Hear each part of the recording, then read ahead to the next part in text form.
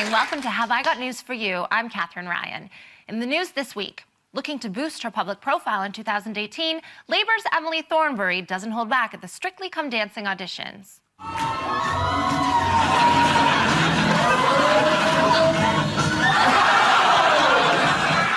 At a department store in Leicester, there's evidence that the boss's son may not be taking his work experience seriously enough. And in London, there are fears the RSPCA may have developed a paramilitary wing.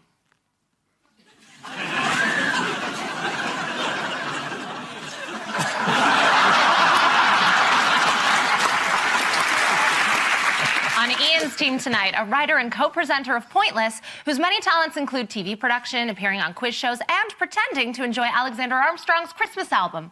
Please welcome Richard Osman.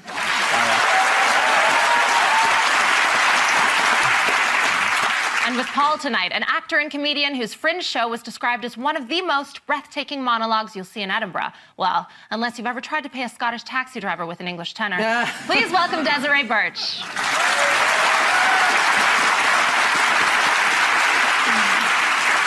And we start with the bigger stories of the week. Paul and Desiree, take a look at this. Oh, yes, Town Crier. This is about one of the happier unions between this country and America. Oh, there's the royal family out on a night out. So, yeah, this is good news for the royal family and royal watchers that Prince Harry and Meghan, is it? Yeah. Are getting married next year. You must be the only person who doesn't know her name. Yeah, I kind of sort of haven't been following it, to be honest. Meghan something. Markle. Really? Yes, she's Chancellor of Germany. And she's also a little old lady detective who solves crime. Oh, yes. He's getting married to Margaret Rutherford. Yeah, So, yeah, they're getting married in May because there's a baby due in April. His brother's having a baby and... His brother's having a baby. Yeah. They've moved on. Yeah. Quite progressive now. Exactly, yeah. So William and the one he's married to.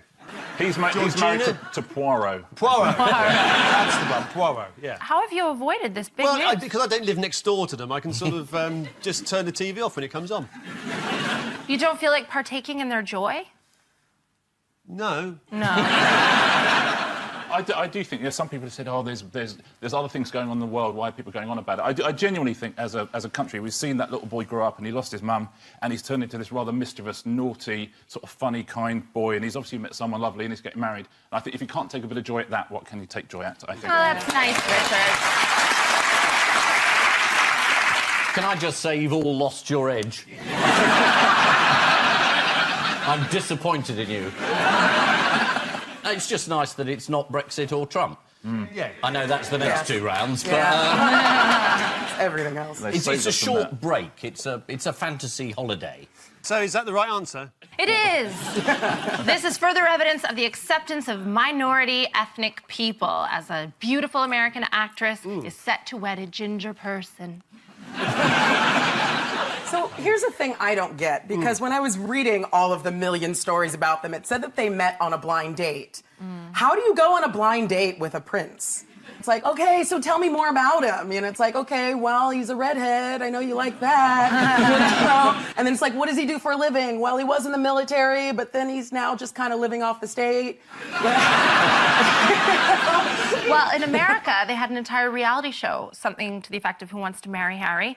And they had all these women, Bachelor style, vying for the tiara, and they just stuck in any old random ginger actor, and they believed it was him. They're like, I think I'm the one to be the princess. I really like Harry. They didn't know. Is he not? So I lost a long-standing bet that he was going to get married to a Kardashian. I'm gutted. Ah. I thought it would have been lovely to unite the two great houses. Don't you? Which one do you feel like you'd marry? Name them for me. Obviously, the press devoted a lot of pages to the story. The Mail went with, the stars were all aligned. The Express went with, the look of love. The Sun, she's the one. But the Star went with, let's all have it, orf. What is that? It's a posh way of It's not saying really orf. orf. It's orf. Let's have it orf. They're suggesting a bank holiday, which we're not going to have. Oh, really? Yeah, it seems a shame. I'll tell you what, you'll have the day off if you get invited, though. This would be a good place to pitch for that. Yeah. You've done a very good pronunciation of Orf. Orf. Yeah. Somehow I feel my invite won't be on the way.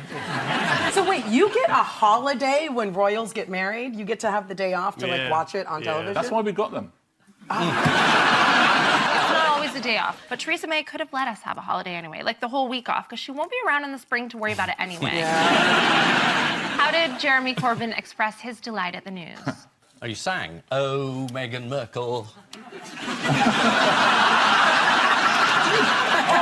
I'm just hearing an invitation being ripped up. Jeremy Corbyn tried to express his delight at the news, but he was betrayed by typical BBC anti-Corbyn bias. When he meant to say how much he admired Harry and his brother, the subtitles machine had Corbyn as saying he really admired Harry and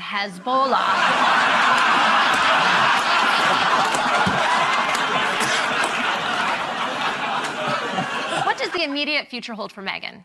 They got to decide who's to go to for Christmas. Is it Balmoral, or is it...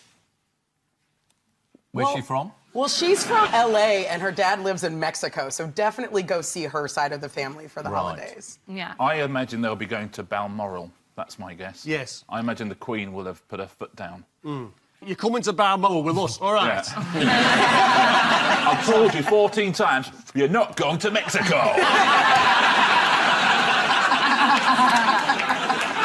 Right, put on the paper hat and pretend you're enjoying yourself. I love the fact that the royal family put on crowns on Christmas. Paper hat. Well, Meghan will get to see it all. She'll have to spend Christmas with the entire royal family at Sandringham, where, according to The Telegraph, they'll celebrate Christmas like the rest of us, playing traditional party games.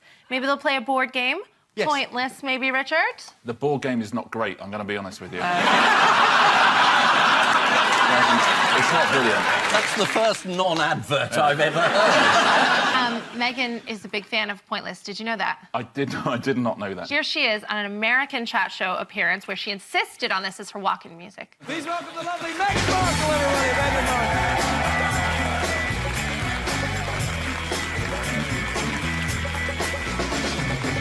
Markle. Wow, you look sensational.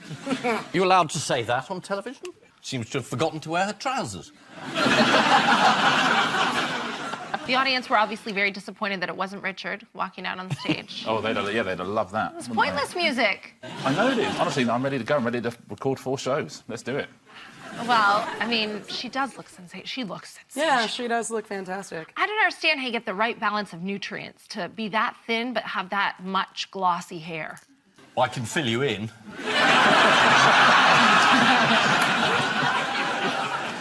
This is very happy news that Prince Harry is to marry his first wife. Meghan Markle's Instagram site proudly displays her feminist credentials with this motto: teach your daughters to worry less about fitting into glass slippers and more about shattering glass ceilings. In a way, she has smashed through a glass ceiling. 30 years ago, Prince Philip would have been making jokes about people of color. Now he's got one in the Secret Santa. Ian and Richard, take a look at this. There's the turkey. That's the internet, I presume. Yeah, Trump. His life continues to be a cross between Last of the Summer Wine and The Omen.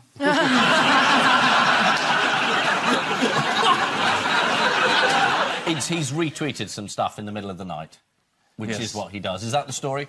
It is. Trump retweeted a clip, and it was captioned, "Muslim migrant beats up Dutch boy on crutches." Now, Dutch officials have made it very clear the assailant in the video was neither Muslim nor a migrant. Other videos had a similar theme and were also questionably labelled. Who had tweeted these videos in the first place? Well, it was this Britain First organisation. They're fringe fascists, and they put together this stuff. But, I mean, this is what ISIS does. It gets video clips out of context, chops them up, and then uses them to try and brainwash people. It's doing exactly the same thing. And you're the President of the United States, and you do that late at night in your underpants, looking at the television. Yeah. I have no evidence for that. You have no evidence? That is fake news. He is probably wearing pyjamas. You know, they're suggesting now, because of what he said, these things that he retweeted, and then he had a go at Theresa May as well, that they should cancel the state visit. My view would be, bring it on. Let's have him over here. You know what? Let's make that a bank holiday. Imagine that. And Richard, imagine those streets as well, for young and old, Muslim, Christian, lining every street in Britain, booing an orange racist. That would be amazing. I saw what you guys did to David Blaine. There was a Labour MP that said he should come and he should be arrested for inciting racial hatred. Now, wouldn't that be a story? That'd be good. Arresting the President of the United States of America. I bet the US wouldn't extradite him either. Keep him. All yours. We've never heard of him. Prime Minister Theresa May released a statement criticizing Trump's actions and accusing Britain First of peddling lies. How did Trump respond? He was very rude to her. And he said, you concentrate on the Islamic terror in your midst. He tweeted the wrong Theresa May at first. Yeah. It was another Theresa May. I'm not sure who she is. It's a woman with 6 followers. It's not our Prime Minister. Yeah. That is our Prime Minister. Theresa May.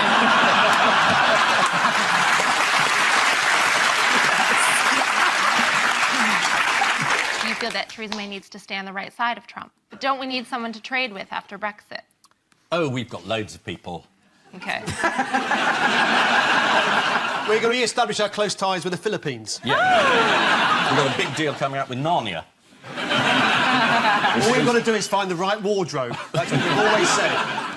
But on the subject of Brexit, it looks like the Brexit bill will be 50 billion euros. Is everyone happy about that? Is this what people voted for? They were told a year ago that it would be 50 billion. And Boris said, no, we're not going to pay a penny. That's a clue when he says that. It's true, we're not going to pay a penny. And that they can go and whistle, which they then whistled, and we came running and gave them a cheque for 50 billion. So wait, this is 50 billion pounds or euros? About the same thing. Because what I mean... And if you work that out, I mean, it's a tiny price to pay. Yeah, that's like 3 bottles of coconut water from Waitrose. It was always going to be 50 billion. Everyone knew. They could have just paid it immediately, but weren't allowed to because it looked bad. Just think, look, don't do Article 50 because you give yourself all the time in the world you can negotiate. Get the legal stuff out of the way, get that done, and then you start negotiating. That's how to negotiate. There's absolutely no reason why you can't have a successful Brexit, but not the way they're doing it. You're wasted in television. Yeah. I often am, yeah. I often am. Theresa May will hope her final offer on payment will show sufficient progress has been made for EU to begin trade talks. But what might scupper this plan? This is the next problem, is the Irish border. But they'll come to some sort of compromise. We're very good at that. Perhaps they'll build a wall and make Bono pay for it. Even cheaper, just get Jedward to stand there. We'll all be microchipped soon. My cat has a microchip so that the cat flap only opens for him. You suggested we microchip the entire population of Northern Ireland? I'm not suggesting it, I'm saying it's coming. Yeah. Back to Trump. What is Donald Trump doing to celebrate Christmas? Is this the awful, ugly Christmas decorations? I mean, Melania thinks they're very beautiful.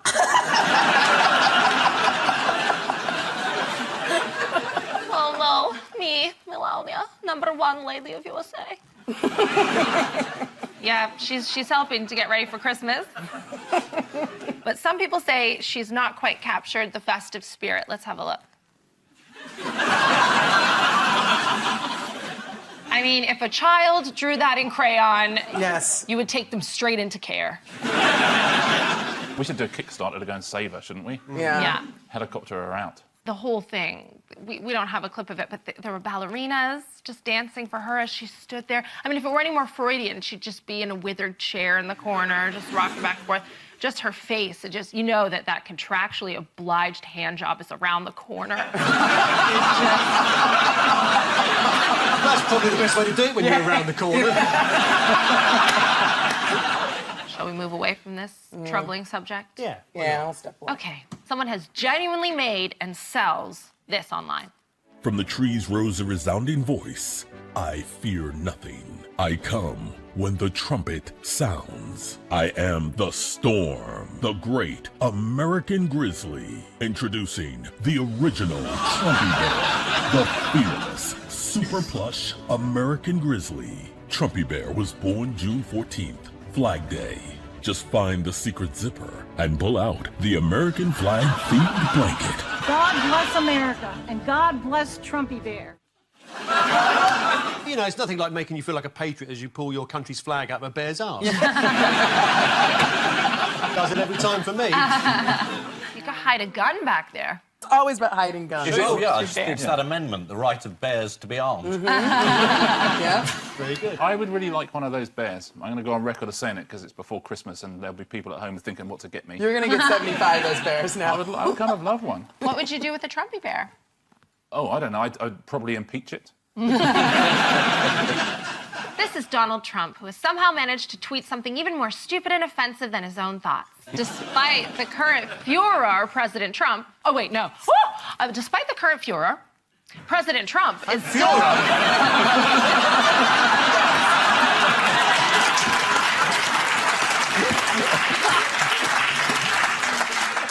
That's the best Freudian slip I've I read it wrong. Despite the current furor, President Trump is still scheduled to make a transatlantic trip next year. He'll visit Britain first, then the EDL, finishing off with the BNP. And so, to round two, the picture spin quiz. Fingers on buzzers, teams. Desiree? This is this really old dumb guy who wants to, like, go in a rocket. Richard Branson. Yes, but I mean, even Branson knows that the world is round, and this guy doesn't. It does say research flat Earth, so you're saying he thinks the Earth is flat and he's built a rocket to prove research it. Uh-huh. Yes, this is the news. We'll have to wait a little bit longer to know for sure if the Earth is round or flat after an important experiment was postponed. Who was behind the mission? His name's like Mad Max or something, but like not. It's something like that, like Mad Mike. There you go. Yes. What has Mad Mike been up to in his garage recently? Presumably been building a rocket. Yeah. Is that not the answer we were looking for? That's the answer. Oh, brilliant. Okay. Oh, wow. He has been building a steam-powered rocket from scrap metal. Steam-powered? Yes. He was meant to launch the rocket with him in it last Saturday, but why didn't it go to plan? He's been No, he sectioned. The California Bureau of Land Management did not give him the right permits. Mike told YouTube, they would not allow me to do the event, at least not at that location. Plus, when we were ready to leave, the motorhome/rocket launcher broke down in the driveway. I mean, I hate to say it, I am starting to lose confidence in Mad Mike. How has tech genius Elon Musk got into a debate with the Flat Earth Society? My son was telling me the other day that the Flat Earth Society had a tweet saying, "We're proud to have members around the globe."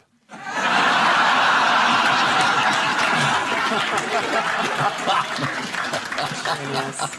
They do. No, I think Elon Musk tweeted, he said, "Explain to me, Flat Earth Society, why Mars isn't flat." Yes, Elon Musk said, "Why is there no Flat Mars Society?" To which the Flat Earth Society replied, "Hi, Elon, thanks for the question. Unlike the Earth, Mars has been observed to be round."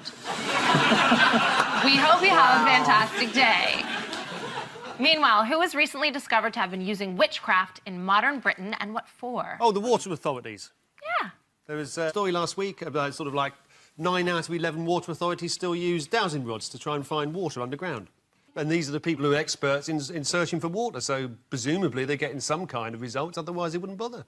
Some people have an explanation. Some scientists say the rods are made to move by subconscious movement of the hand called the idiometer effect. Oh, that's how Trump tweets as well. So it's just like a water Ouija board. Yes, it is Yeah, like exactly. a Ouija board. Oh, okay. It explains Ouija boards and why 5 million people still watch The One Show. Don't start having a go at the One Show. Come on. I know. You're better than that. We appeared in it together, Oh, and we it was did, a didn't we? magical evening. Yeah, with Seal, and someone came on just before Seal and said, "Seal doesn't shake hands. Seal doesn't shake hands." It goes like this.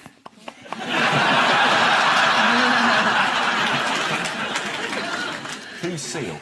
Seal is the. You usually know him by his first two names, Lord Privy. Yes, I'm with you now. Not every UK company employs water diviners. A spokesman for Anglia Water said, "We don't use dowsing rods, but we do use our listening sticks."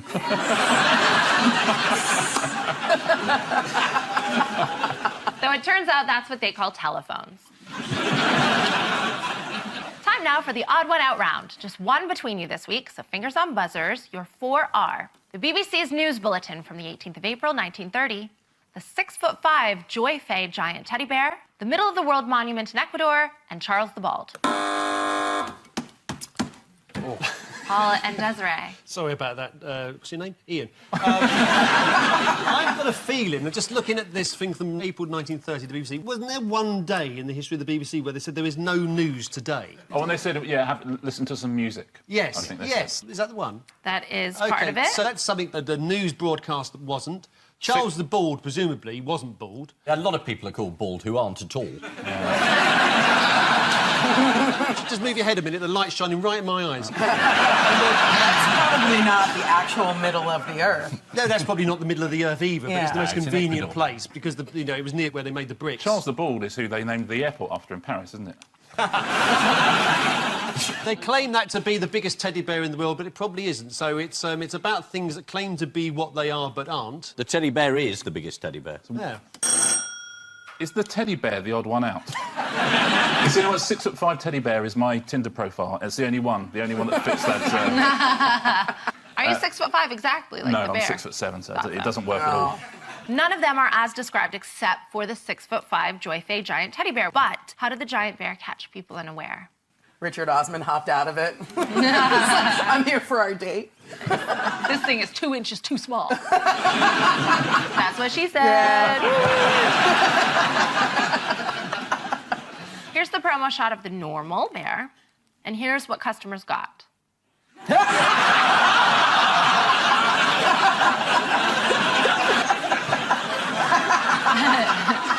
He's had a rough night, isn't he? That is literally me after a bottle of Baileys. Who was this bear originally aimed at? Which target market? Men who want to have sex with bears. Very close. Women who want to have sex Yeah. with bears. Bears that want to have sex with bears. That's just bears, isn't it? That is bears. It was originally a Valentine's gift that was kind of a replacement for a boyfriend. Well, none of them are as described, except for the 6'5" Joy Fay giant teddy bear. On the 18th of April, 1930, a BBC radio announcer actually said there is no news. A day when literally nothing happened. Welcome to Canada every single day. Time now for the Missing Words Round, which this week features as its guest publication, Pathetic Motorways. It's quite a middle-of-the-road publication. And we start with Radio 3 listeners in for a shock as what to perform Christmas Carol? It's Alexander Armstrong. You'd love that, wouldn't you, Richard? I'm a big fan of his music and his voice. Oh, don't be ridiculous. Got a lovely... It is inexplicably a cement mixer. The mixer is a favorite instrument of experimental musician Jean-Harvey Perron. Let's see him churning out one of his greatest hits.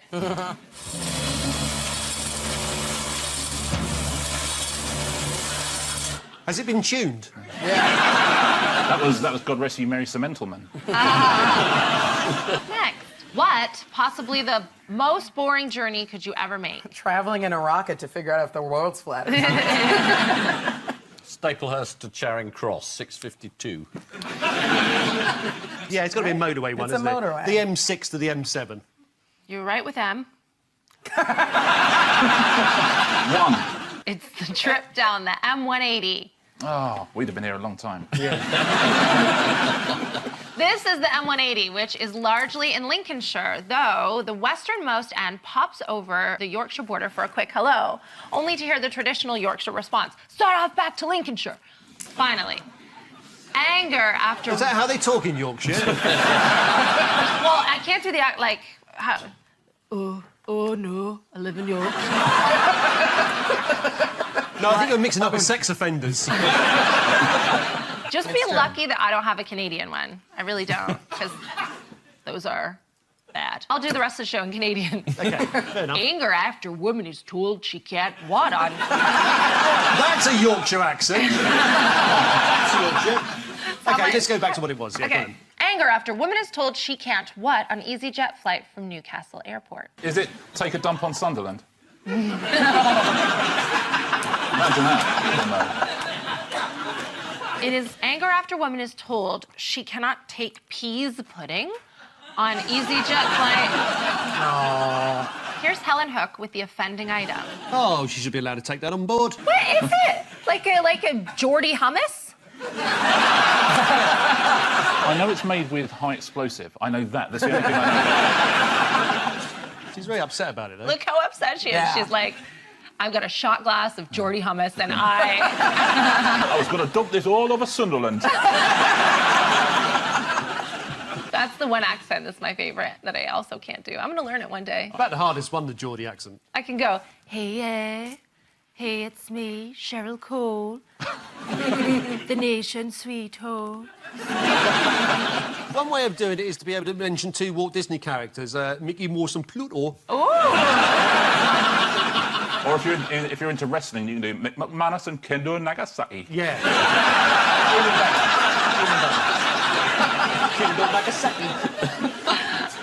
And is that why they can't eat solid food? Because they have like a... Very tight back there. So, the final scores are Paul and Desiree have 7, Ian and Richard have 5.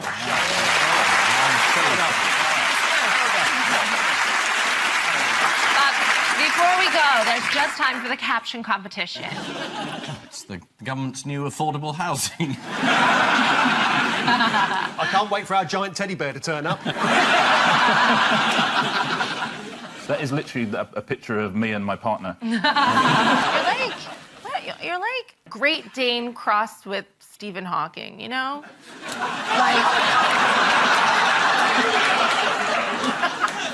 That must have been a hell of a romance. No, it's just like really like long and lean, but really clever as well. Yeah. Is it time for the rest of us to go? I thought that was a nice thing to say. Yeah. I'll tell you what, I'll think of a dog and a scientist who you'll like, and we'll see if that's fun.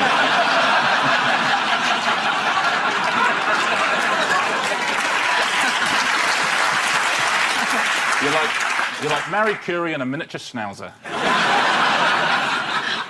And I leave you with news that in Myanmar, after a personal audience with Aung San Suu Kyi, Pope Francis insists she listened carefully to all his criticisms. In the middle of a recording of Pointless, an opportunistic thief makes off with Richard Osman's bicycle.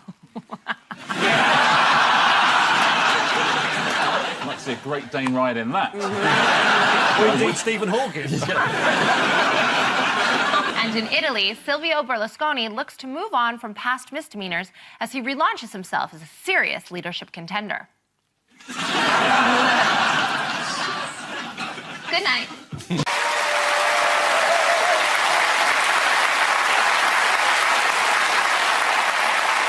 Good evening, welcome to Have I Got News For You? I'm Steph McGovern. In the news this week. In Moscow, at Vladimir Putin's weekly judo class, the caretaker's future is in peril after he sets the underfloor heating too high.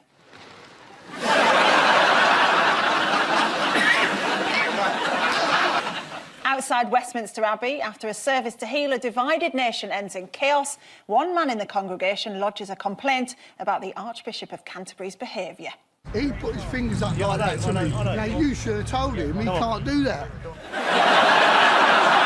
And at an ERG horse riding away day, Jacob Rees-Mogg is accidentally given the horse meant for Mark Francois.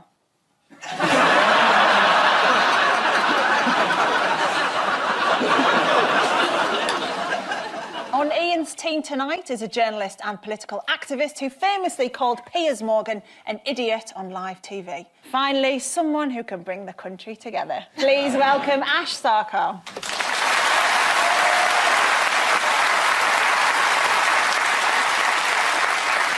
And with Paul tonight is a comedian and TV presenter who went to school in Devon, where there were only 4 children in his year, and yet he still didn't get picked for the football team. Please welcome Josh Widdicombe.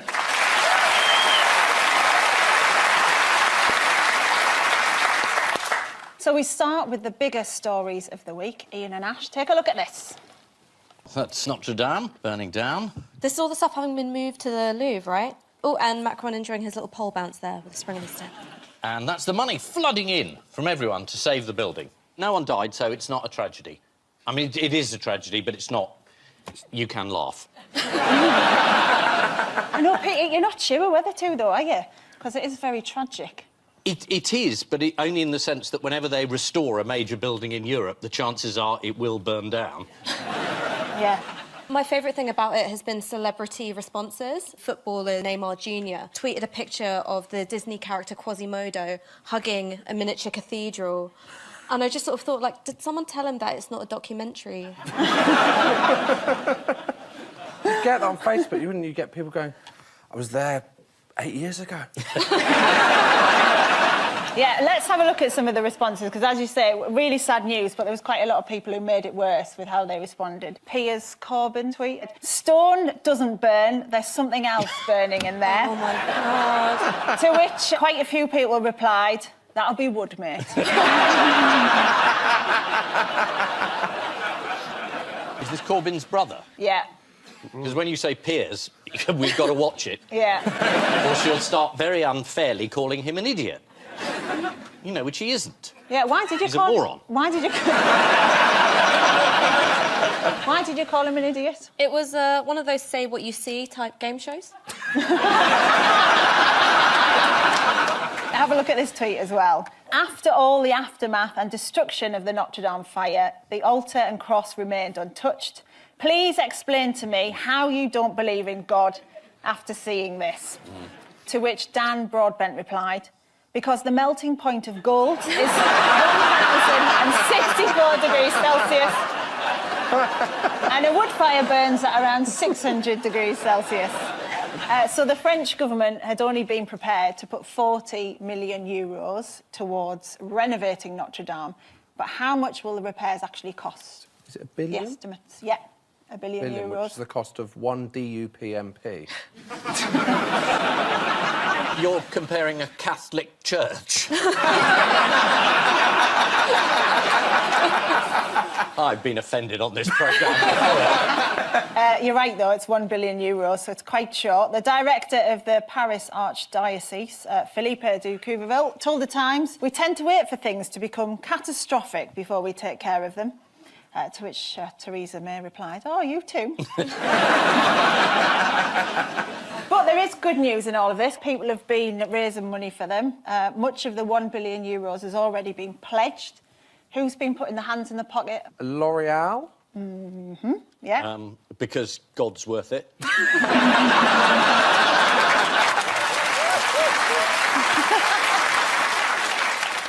Yeah, why is it worth it? Why have they been putting the hand in the pocket? Tax deductible? Oh, is it? Yes. I was just being cynical. I didn't think Yeah. that was true. Your cynicism is well placed. Do they get their products mentioned in the Bible? Because Jesus did have great hair, didn't Yeah. he? Wonderful. He was admired for it. More of the art treasures were saved than was thought. What were they? There was a crown of thorns, apparently, that was meant to be an original relic, and some other stuff. Yeah, Jesus' baby diary. with a lock of hair. 3 days old and I'm talking already. Wow. Yeah, you're right, the crown of thorns. I'm right. But the things that were saved that we definitely know were there was the huge rose window of stained glass. Yep. The metal chicken that was on the spire, the rooster. It was a cockerel, wasn't it? Yeah. Yeah. Well, there it is. It's a type of bird, isn't it? And... It's not Kentucky Fried up there, is it? Symbol of Well, it France. was after the fire.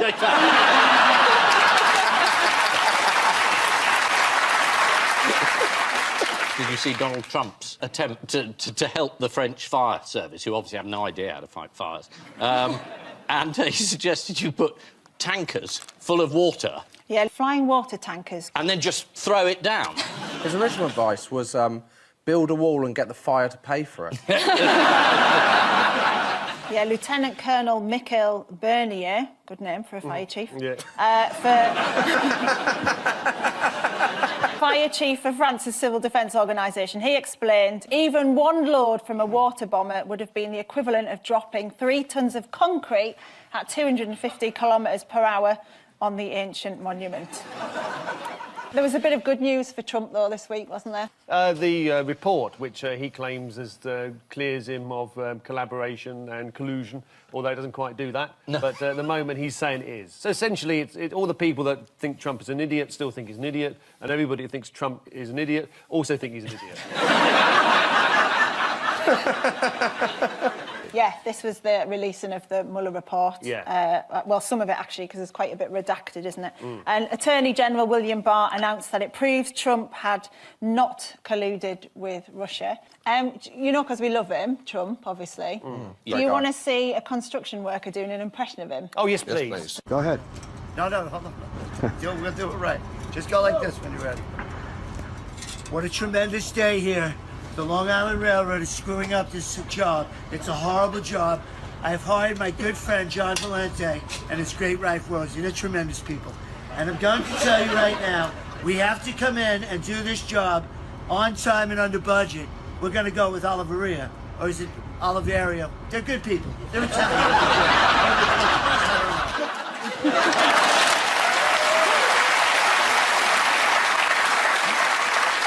This is the good news that the damage to Notre Dame Cathedral is not as bad as first feared. According to The Times, the cathedral's organ, one of the largest in the world, with 5 keyboards and 8,000 pipes, may need to be repaired. Or not, said local residents. According to one conspiracy theory, President Macron was behind the fire, hoping it would divert attention away from his political problems, which might explain why Theresa May was recently seen heading to Westminster Abbey with a can of petrol. Paul and Josh, take a look at this. There's Julian Assange. There's a cat coming in. And I think that's the new Ecuador president. That's my kitchen. Yes. So, yeah, the Ecuadorian government changed hands and they wanted to get rid of Julian Assange, so they did, essentially. He's been a very bad house guest, apparently. So, according to President of Ecuador, Lenin Moreno, his behaviour was unacceptable and included spying on embassy staff, hitting embassy staff, and maintaining constant improper hygienic behaviour, which included smearing his faeces on embassy walls. I wouldn't put that under hygiene. Like, that's a whole different thing. It's not like, oh, you had a bit of BO, is it? Diplomatic language. Yeah, but if that wasn't he wiped bad his enough... arse above the mantelpiece. What was the cat doing in there, then? Well, that's his famous cat, isn't it? He's got a famous cat? Yeah. I never heard of it. Yeah. I said, oh, you'd never believe what the cat's done in your living room. I had to hold him above a stepladder to get him up there. But he did it. Got to take him off that go-cat. Other cat foods are available. If that Other embassies are available. Not to Julian. Sadly not. What might be the real reason the president lost patience with Julian Assange? He, sent out a picture of the president eating a lobster, didn't he? Yeah. Apparently, he hacked into his private computer and then posted an embarrassing photograph of the president in bed with a lobster. Yeah. Is that bad? Apparently so, yeah. He'd just been announcing austerity measures for the rest of the country. So the Ecuadorians were a bit cross. Understandably. And then the president was a bit cross with his house guest for saying, you're a luxurious hypocrite. What was the president's excuse for being in bed with a lobster, though? We're in love. My wife understands we have an open relationship. The president told the BBC's John Sopel, "That was my birthday. I was watching soccer in bed. It was a great day. My wife gifted me the pyjamas I was wearing and the lobster." Tell you what, his wife, who's bought him pyjamas and a lobster, that is a shit birthday. I can tell you're young.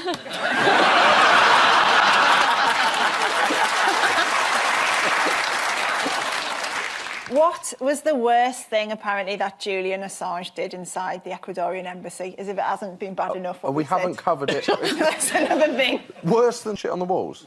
Apparently so. Shit on the ceiling? How would you do that? Gaffer tape. I would guess.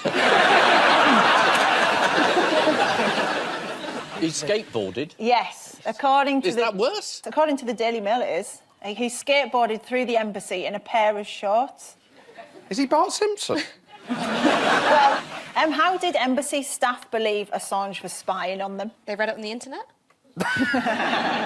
They feared he'd put a hidden camera on his pet cat's collar. You're going through the footage, about 90% of it is just going to be a close-up of it licking its arse. What, Assange?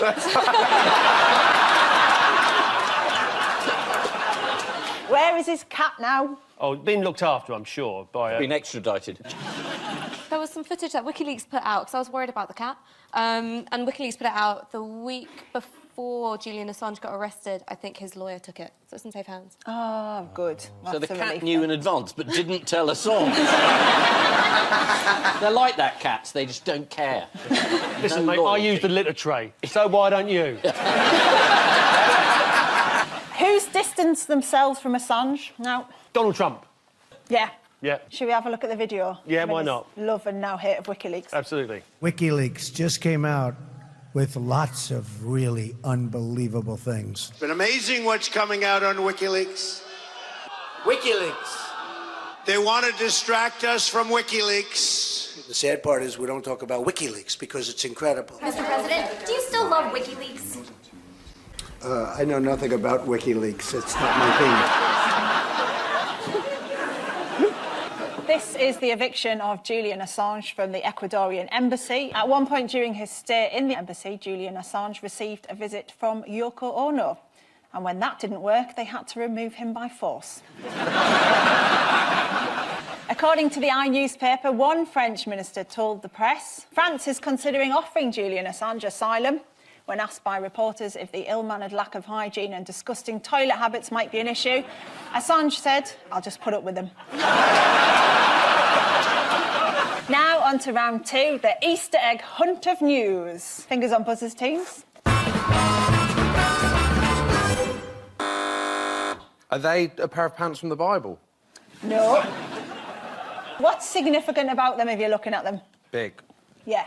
This is the news that the world's largest pants are manufactured in the UK. Does that mean that we have the biggest people who wear pants? Well, they are bought globally, so it's not just people here buying them, but they're made here. Oh, it's a big export Yeah. opportunity for our new trading Yeah. status. How... We export to the biggest arses. Let's do it. That's the slogan on the bottom of every packet. How big do you think the biggest pants in the world 72 are? inches. That's really close. Is it? Yeah. I'm not saying how I know Because that. they're size 50. Yeah. Yeah, and they're designed for a 70-inch waist. Well, there we are. You see. Yeah, and here they are. So has she lost weight, or how... Is everyone in the world just getting bigger? I think, is it not a case of you always have a comfy pair of pants in your drawer? Yeah, but you know... there's comfy and there's a tent. Yeah, but they're like your peace of mind pants, aren't they? So you Peace know... of mind? Yeah, because, you know, one day... Come on, Ash, back me up on this. All girls have a big pair of pants in their drawer where, just in case you're having a really bad day, Yeah. you just want to wear comfy pants. Yeah, but they're usually not the size of a studio flat. Well, mine are. Laura, the business owner, told The Sun, I started to sell big knickers, but customers kept coming back asking for much larger sizes. How many pairs do you reckon she sold? She's only started this recently. I say 125,000. No. According to The Sun, over 1,000 pairs. That is over 1,000, 125,000.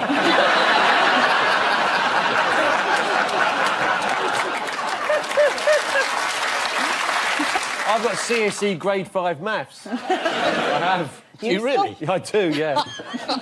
I don't even have O-level maths. God, it's dreadful. You don't need it. No. What headline did The Do Sun... you not get it, Steph? What, my GCSE in maths? Yeah. Oh, yeah, I've got a GCSE in maths, thanks, yeah, and an A-level. Well, they're cheering an A-level.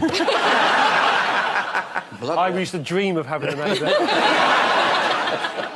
What did The Sun compare the pants to in order to help readers imagine how big they are? The size of Wales. No. No. The Sun revealed that the pants are 6'7" in circumference, Boom. which is the same height as... Peter Crouch. Peter Crouch! What, if he was bent round? Yeah. No, if In if a he ring? held them up, I suppose, but they haven't done that in The Sun. No, it'd only be half that. Yeah. Oh, yeah, the circumference, yeah, fair I enough. did maths. That A-level maths.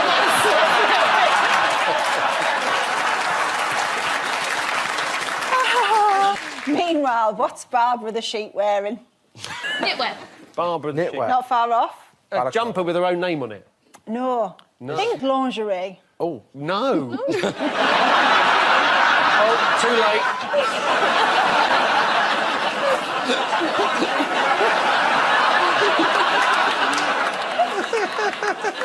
It's gone. I know what I'll be counting when I go to sleep tonight. Barbara's droopy udders left her struggling to feed her lambs, so farmers David and Katherine Cross fitted her with a bra for support. Do you want to see Barbara showing up? It could never live up to my idealist image of her. Go on, then. I will. Let's have a look at her. Remarkably disappointing. Yeah. Who gave the farmer the bra to put on Barbara? Someone famous? No. Oh, was it like the same people that make bras for the Queen? No, it's not. It's one of the neighbours. Katherine revealed she happened to be throwing out an old bra and asked David if he wanted it. David has been shepherding for many years, but this is the first time he's put a sheep in a bra. Oh, yeah, that he tells you. Yeah, exactly. David Cross said that he cut 2 holes in the bra for the lambs to suckle as the police bundled him into a van. Fingers on buzzers. This is the Crystal Palace goalkeeper, Wayne Hennessy, who got accused of doing a Nazi salute in a photograph, but was this week cleared after establishing to the FA that he was too stupid to have heard of the Nazis.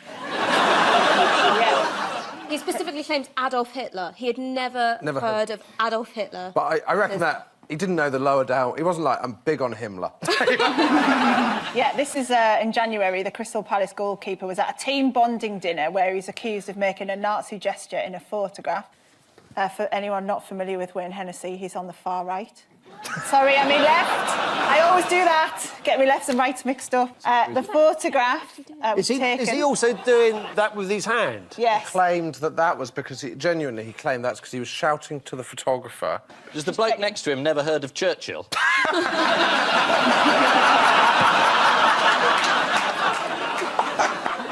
Yeah, and as you say, according to The Guardian, Hennessy told an FA panel that he was unaware of what a Nazi salute actually was. Are you telling me, like, we live in a country that is obsessed with World War II? Like, our elected politicians are going around. You'd think that they'd, like, fought personally on the Normandy beaches, and this man has never heard of Hitler. Yes, ever. That's right. It's mad, isn't it? He's watched all of Fawlty Towers and he enjoyed 11 episodes. One of them, he was like, I don't get this one at all. Do you know what, though? It reminds me of when I got caught swearing on telly and I got away with it because I could blame Les Dawson's daughter, who happened to be in the studio at the time. What, you just said it was her? Yeah. Because I would have been fired. Were you on the screen? Yeah, basically, I'd gone off set and the programme was still running live, and I walked off, and on the programme they introduced a guest, but the sound man faded up my microphone instead of the guest, and I had a bruise on my arm, and I was like, what the fuck is that? And it just happened to be at the time that the guest was being introduced. Yeah. And obviously my accent is fairly distinguishable, so the quick-thinking technical team who didn't want me to be fired, because, you know, I get on with them, we swapped the microphones over and said it was... No! We said it was Les Dawson's daughter because she happened to be in as a guest on the programme. Yeah, a guest or a patsy. I suppose you were lucky you didn't have the Archbishop of York or somebody else. Fingers on buzzers, teams. Ian. At last, something I know about. This is Nando's. Correct. Well done. Yes, but I bet you don't know where it is. Yeah, that's got him. There was a survey done in Preston. Did you read this? What's the favourite restaurant of people in Preston? Yes. And the answer was Nando's. Yeah. Obviously. And after that, it said, what's the favourite pub? And it's Wetherspoons. Who was specifically annoyed that the award went to Nando's, though? Some other people who own restaurants? Yeah. It was the guy who came second. He's got an independent restaurant. Mark O'Rourke, he's called. He told The Times, "It just makes Preston look bad," adding, "Not that it isn't anyway." It's not a crown jewel of the Northwest. Do you know what his restaurant was called? It's a burger bar, and yes, it's a pun. I can't believe it's not Nando's. No, any other guesses? Bugamy Burgers. The Burgers of Calais. Right, I'm going to put you out. Is it a Rodin pun? Yeah.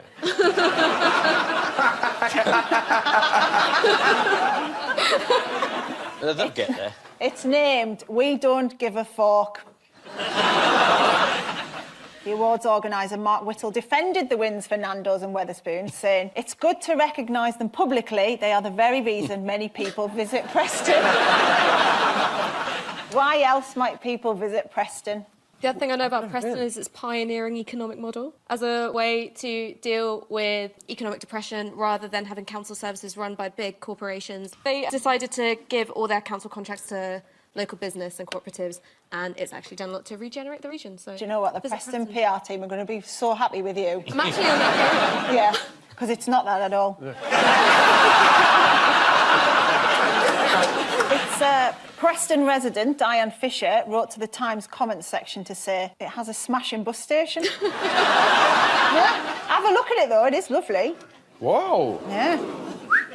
Underlying its status as a culinary hotspot, what was Preston the first place in Britain to have? Burger King. No. KFC. Yes. In 1965, Preston became the first place in Britain to have a Kentucky Fried Chicken. Wow. Yeah. Never been. It's a reason to go, though. Yeah. Put it on your bucket list.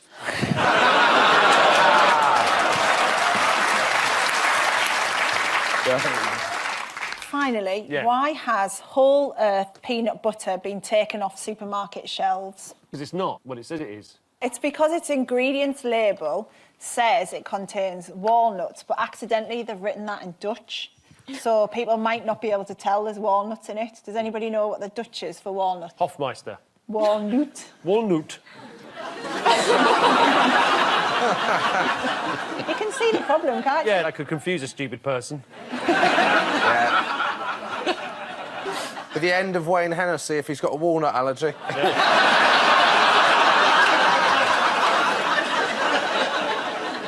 Time now for the Missing Words round, which this week features as its guest publication, Laundry Magazine. Annoyingly, you sometimes have to wait 30 seconds before you can open it. And we start with laundry experts divided over what? Whites and colours. Laundry experts divided over the best temperature to wash towels. According to Laundry Magazine, top London hotel, the Dorchester, washes towels at a cool 30 degrees centigrade. Although, personally, I prefer to get my laundry tips from hotels that don't stone gaze to death.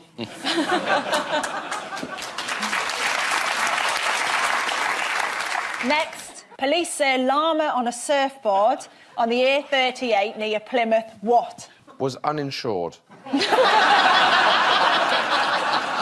Police say llama on a surfboard on the A38 near Plymouth was just fake news. I grew up round there. Are you aware of the hairy hand of Dartmoor? Is this someone you know? This is my nickname at school. A big cat sighting, is it? Oh, no, that's the Beast of Bodmin. The hairy hand of Dartmoor is a ghost hairy hand that will appear when you're driving across Dartmoor and steer you off the road. It could start to interfere with you when you were driving.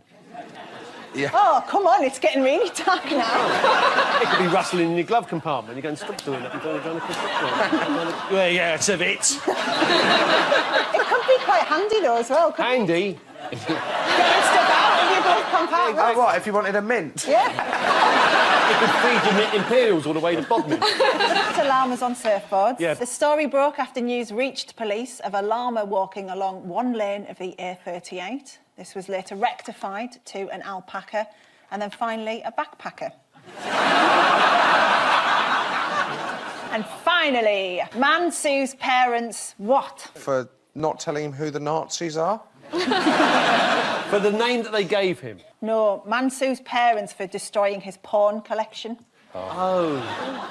Who has a porn collection? Especially featuring his parents. Who didn't? Did I have a porn collection? He didn't That's need not one. the kind of He question didn't you need- ask, and have I got news for you? He didn't need one, he had the hand from Dartmoor. Didn't need that. Didn't need it. So the final scores are in. Paul and Josh are still on 3. Oh, dear. Ian and Ash on 7. And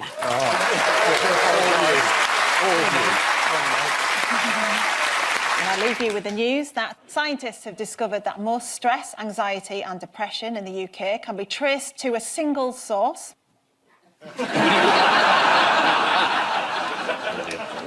In America, there are concerns that Donald Trump's budget cuts may already be affecting the Californian Highway Patrol. And authorities are still mystified as to the cause of the Notre Dame fire, according to Cardinal Dubois, who insists the roof was fine the last time he looked.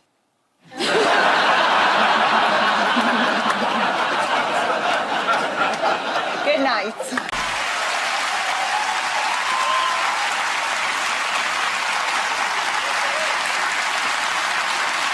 Good evening, welcome to Have I Got News For You? I'm Gary Lineker. In the news this week, in Essex, one passenger takes the easy option after foolishly asking a taxi driver for his opinions on Brexit.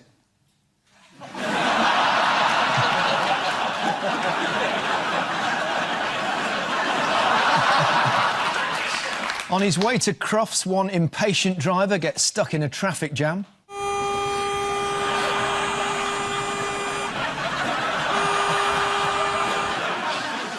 And as Russia apologises for its part in the doping scandal, trials begin with the only clean athletes left in the country.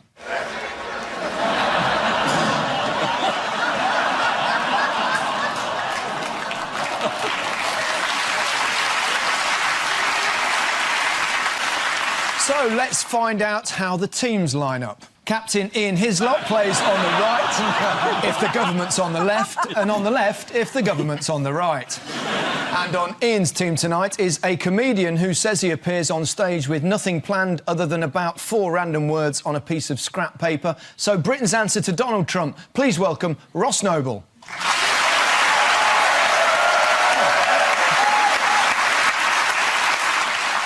And their opponents tonight. Captain Paul Merton, like Jamie Vardy, who started off in an amateur steelworkers team. Paul kicked off his career with a CSE in metalwork. On his team tonight is a journalist who won Celebrity Mastermind in a performance that reminded me of Alan Shearer. No passes. Please welcome Samira Ahmed.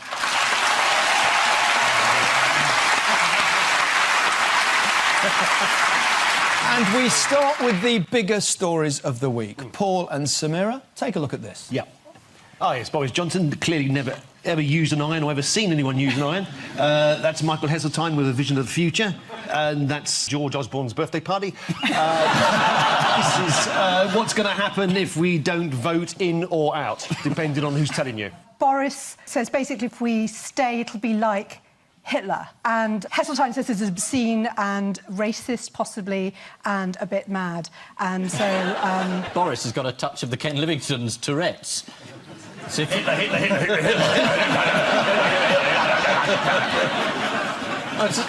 It's like in the playground, if you're losing an argument, you say, you're Hitler.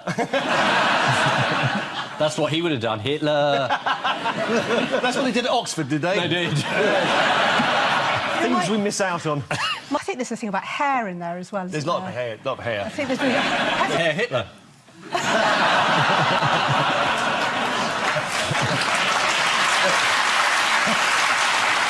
Congratulations, that's the first time that joke's been broadcast on the BBC since 1942. This is the continuing kerfuffle over the EU referendum. Michael Heseltine and Boris Johnson do have other things in common, don't they? He was also someone who thought he was going to be Prime Minister. Yes. Like Boris. Imagine if Boris becomes Prime Minister and Trump becomes President. Can you imagine just on a windy day what that's going to look like? It's just going to be like... just swirling. After all the talk of Hitler, how did David Cameron bring a sense of perspective to the debate? World War III. No, he upped it from World War III. World War IV? ISIS. He said ISIS would like it if we left. Well, he said that Vladimir Putin and the leader of the Islamic State would vote with Boris. That's going to be a photo opportunity on the morning, isn't it? All that jihadi there.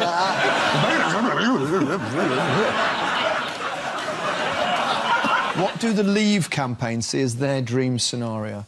Now, that must be bubonic plague. Boris Johnson and Nigel Farage on the same platform is their dream scenario. Apparently, a source from the Grassroots Out campaign has said, if we can get them together, we think that Boris and Nigel would make an irresistible force, like the X-Men.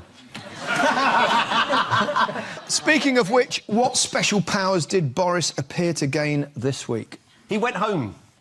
At the time that his wife was expecting him. Don't be ridiculous.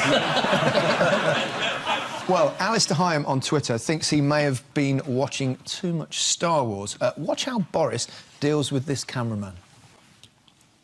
There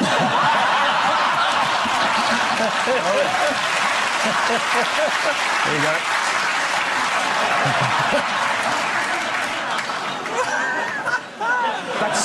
That's scary. Yeah, that really is. Yeah. For the first time, I'm actually frightened. What is Boris doing here? He was angle grinding this week, wasn't he? Was he? He was, yeah. He was basically... Just a bit of gossip, or do you... No, he was on an angle grinder, and I'm not referring to a dating site. It was... That is a giant check.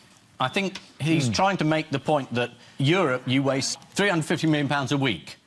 But actually, that doesn't include the rebate or any of the money that the EU pays us back. So this figure is not true. But he doesn't mind. But they were burning it in a giant fire to say, hey, your money's going up in metaphors. Yes, he is burning a cheque for £350 million in a furnace, which is what Man United may as well have done this season.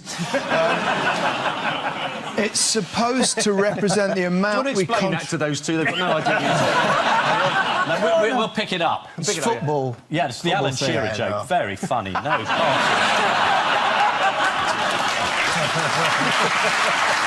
There was a thing, wasn't it, with that Leicester lot, wasn't it? They did well, didn't they? As you mention it, they did all right. Yeah. I didn't watch the parades on telly. I followed it on the internet. You could track Danny Simpson's tag just on just people getting off doing community service. Yeah. Tricky. Just as well where you come from, and oh, there we go. Anyway, back to business. Your crisps are shit.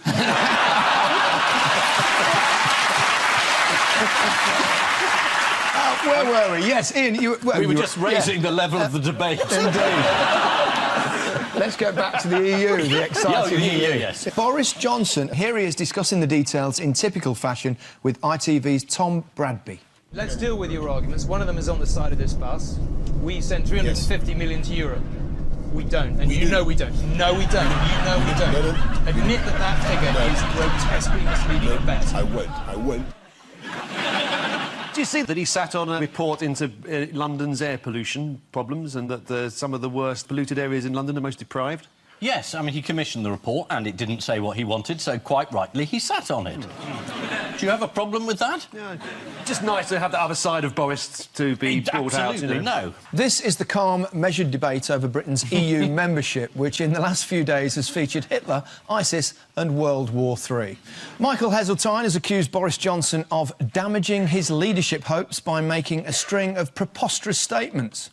The intervention sent shockwaves through Westminster as people realised that Michael Heseltine was still alive.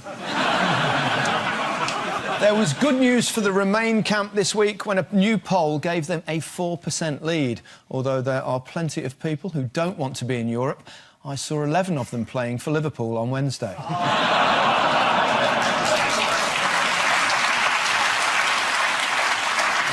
Anything? Very good. Very good. Ian and Ross, take a look at this. That's the Queen. Shiny thing there. Queen's speech. In a coach. Oh, hello. What's going on there? Her Majesty's pleasure, people being locked up. Yeah. I think this is the contents of the Queen's speech, which was quite short. There wasn't a great deal there.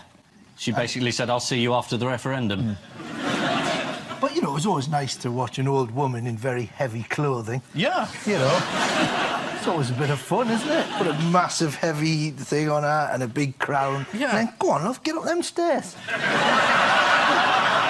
know, it's a sort of like a sparkly, it's a knockout. And she reads the sort of cards very well. I mean, we could have her on here. I think she'd do it brilliantly if we put them on vellum. What's vellum? It's a cross between Valium and helium. So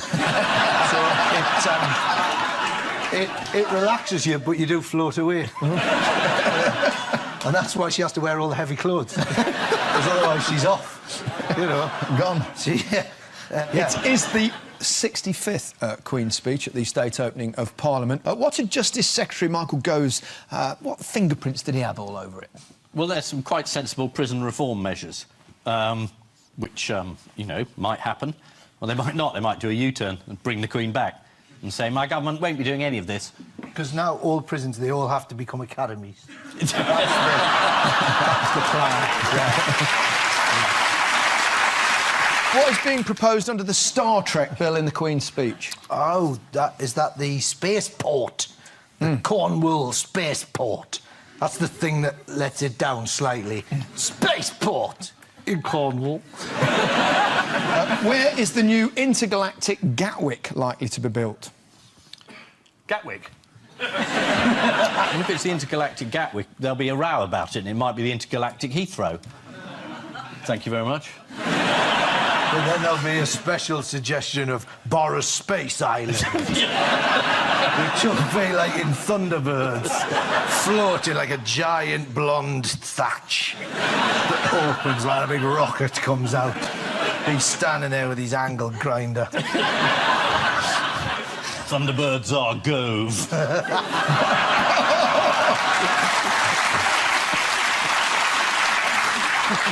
It's Newquay in Cornwall. Newquay. Although, as the Sun pointed out, the 6-hour drive from London to Newquay would take the same time as the trip from Newquay to the International Space Station. What had the Queen watched for several hours earlier in the week? It was the Queen's life, all with... Told with horses. Told with horses. I'll tell you what, right? Horse saying, I remember the day she became Queen. But there are 900 horses there. The entire mounted police from Canada came in. Where were those ones who did the tricks from? Azerbaijanis or something? Yeah, they were good. And the thing about it is, I mean, like I said, I'm not like a massive royalist, but I was just thinking, like, I love Prince Harry, right? I think he's brilliant, probably for all the wrong reasons. And I thought it would be amazing if he one day ended up as king, because to have his life acted out by horses. Could you imagine? An Anton Deck narrated with Sir Alan Titchmarsh. Is he Sir Alan? No, surely not. Oh, sorry. Alan Titchmarsh. Ow. Ow. Yeah. He was only there because he was going to take the manure. He wasn't in the lineup. He was stood there with a bucket like that. Do you want a knighthood? No, I'm fine. Get me a shovel. Yes, it was a special gala for Her Majesty's 90th birthday. The evening was hosted by Anton Deck. This guy was there. Was he the King of Bahrain? No, King of Bahrain. I thought it was Super Mario. I thought he was just... he thought there was a princess in danger. That photograph does look like she's holding up a face of him, doesn't it?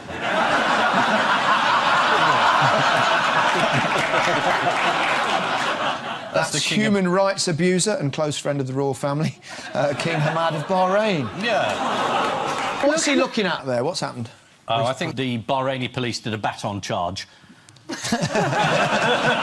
Mounted. It was fantastic. Quite bloody. There was actually an unexpected explosion during the performance, which Shetland. was so loud it almost made Princess Beatrice look up from her phone. But not quite. It's good. Another horse. Lol. Back to government news. What does smoked haddock, pilaf, a cheese and ham omelette and fruit cobbler have in common? They all want us to leave Europe. Say them again? Yeah, say them again. Smoked haddock. Generation Go smoked haddock. Pilaf. Actually, I think that's smoked haddock pilaf.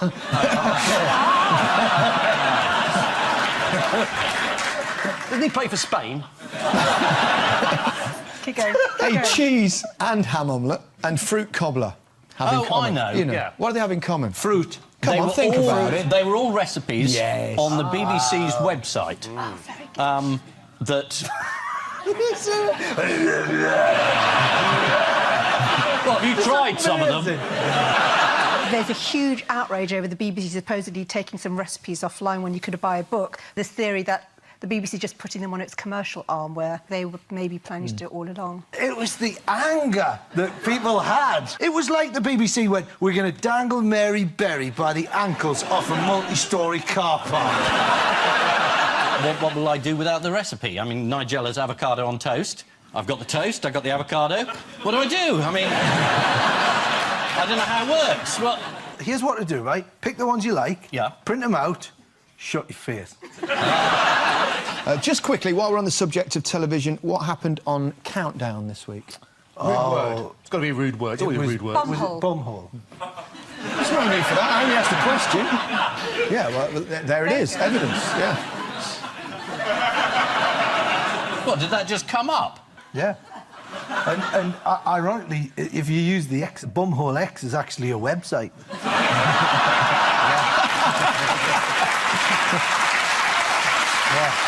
This week, the BBC responded to the government's white paper and has begun the process of removing any content that is regarded as pointless and Unbelievable.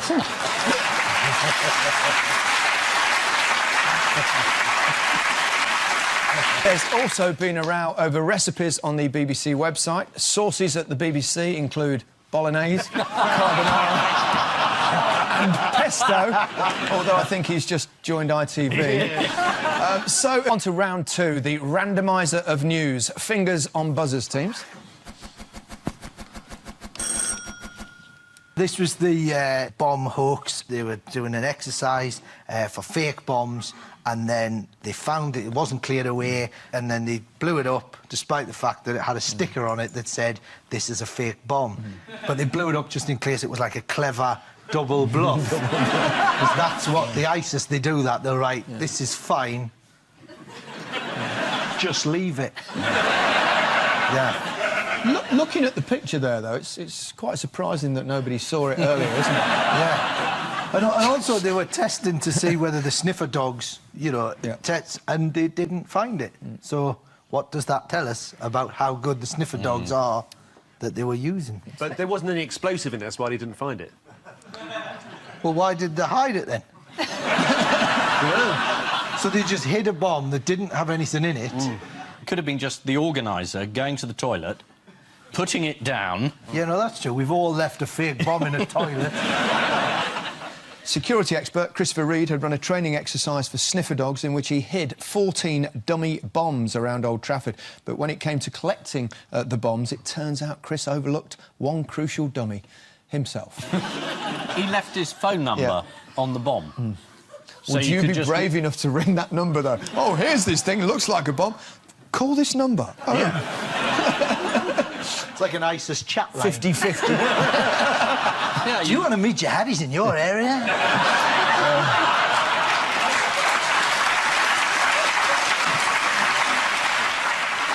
How did the police deal with the bomb?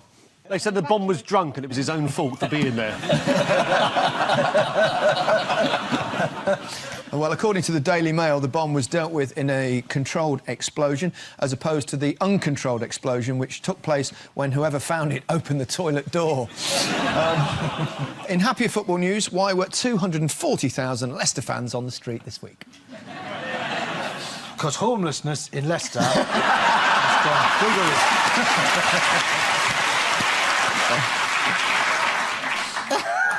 They're very happy. Yes. Delirious. Yeah, because they've won. What did they win, Ian? They've won the thing. What is the thing called? They won the Premiership. I know this. Premier League. You're not allowed to call it the Premiership, am I right? Why aren't you allowed to call it the Premiership?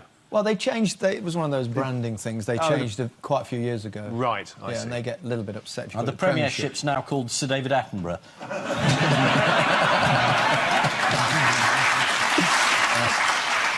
Yes, they were celebrating Leicester's extraordinary success. There was a performance, actually, from local band Kasabian, a gospel choir singing football songs, and, of course, superfan Lee Jobber with his top off. Oh, yeah. I see he's mimicking the trophy from behind by the bulges. Bloody hell. They might get relegated next year. That'd be funny, wouldn't it?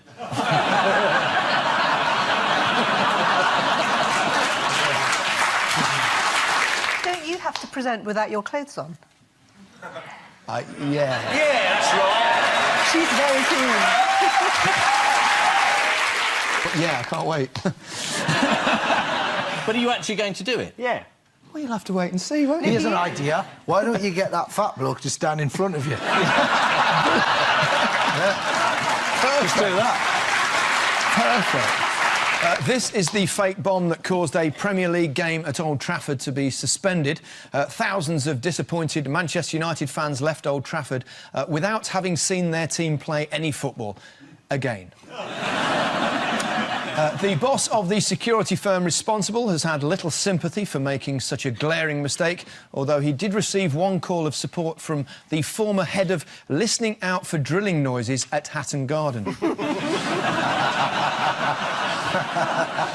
Meanwhile, someone called Leicester was celebrating winning the Premier League with an open-top bus parade through the city. According to the Mirror, some Leicester fans were swinging from lampposts. Sadly, so were some Tottenham fans. Fingers on buzzers, teams. Here's the next one. Yeah, that was a bit much. Oh, sorry. This is students who, for health and safety reasons, aren't allowed to throw their mortarboards up into the air. And they're going to put them all in afterwards. You just act it out. If you must have had, in your time, I bet you've had a spinning mortarboard fly towards you, like a ninja throw star. If anyone ever dared do that, Ian's butler would have caught it straight away. It's a great bit where you throw it up in the air. Is it? But don't look at me like that. You know I've not been to university. That was horrible the way you did that. It's a great bit, Ross. Did you throw your trunks in the air when you got your 5-metre swimming certificate?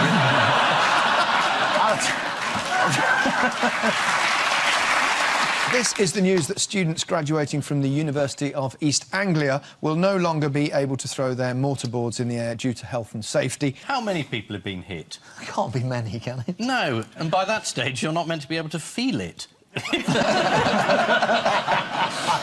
What did Louisa Baldwin, Student Law Society president, have to say about it all? I've got more board in my neck! Get it in my neck! Pull it out!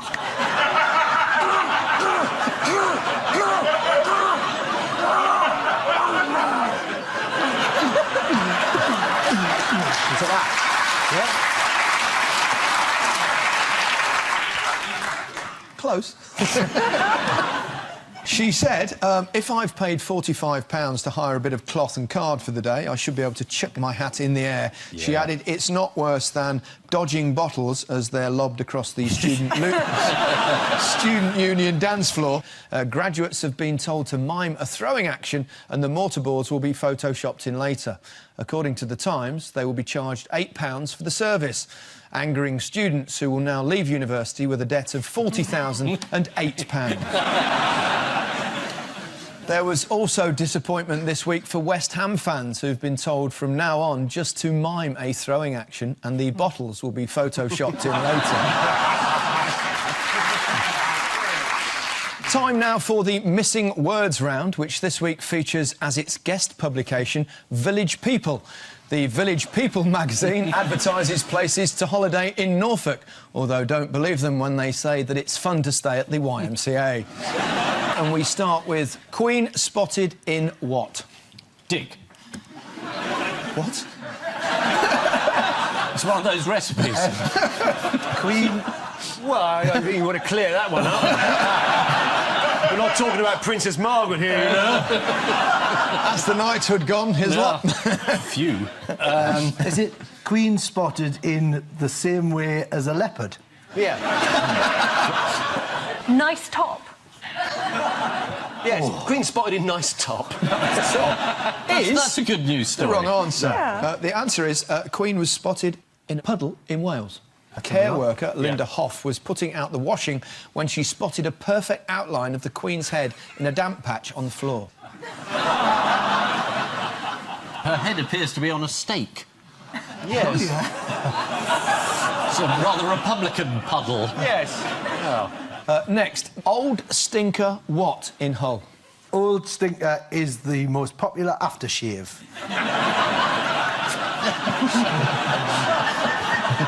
Old Stinker is the luckiest Labrador in Hull. No. No? But you're getting closer, a lot closer. Old Stinker is the unluckiest Labrador in Hull. Old Stinker, terrifying residents in Hull. Recent sightings of a werewolf in Hull. How did you not know that? I've been put down to fabrication. Recent sightings of a werewolf in Hull are thought to be a mythical local beast known as Old Stinker. It's going to be a great film, though. American Werewolf in Hull. What have you done with your waistcoat? It's all ripped down the back, Arnold. I don't know. Every time there's a full moon, I've got to buy you a new jacket. Next, you can spot a Norfolk what anywhere? You can spot a Norfolk village anywhere in Norfolk. Turkey. Turkey. No. Oh, that was mean. You can spot a Norfolk clock anywhere. This is an article from Village People about the unique characteristics of local clocks. Norfolk clocks are easy to identify as their hands have an extra finger.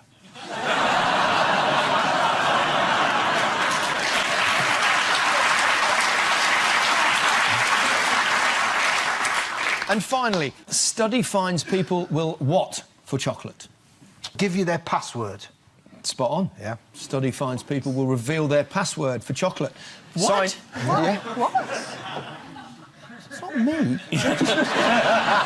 Imagine what they'll do for Christmas.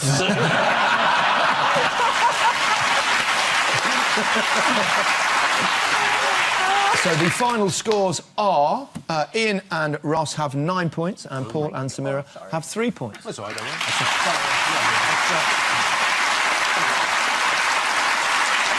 But before we go, there's just time for the caption competition. I think the guy on the left there is just going, and I've got a secret lady's leg that comes out the side. You know, for catching the shoplifters that can run really fast. They're not very good policemen, actually, because, as you pointed out, that guy on the left with the leg coming out, he's got a burglar standing right behind him. Who couldn't make it more obvious, he's wearing the traditional striped... He's either that or French. Either way, it's worth arresting him and finding out. That's what I say.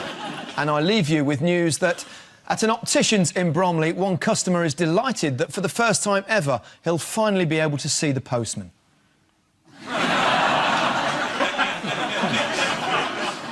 At Watford Arts Centre, the news that no one has bought any tickets is finally broken to the star of Dumbo the ballet.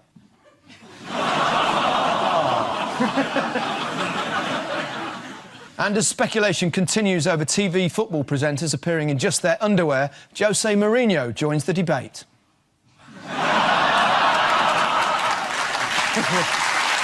Good night.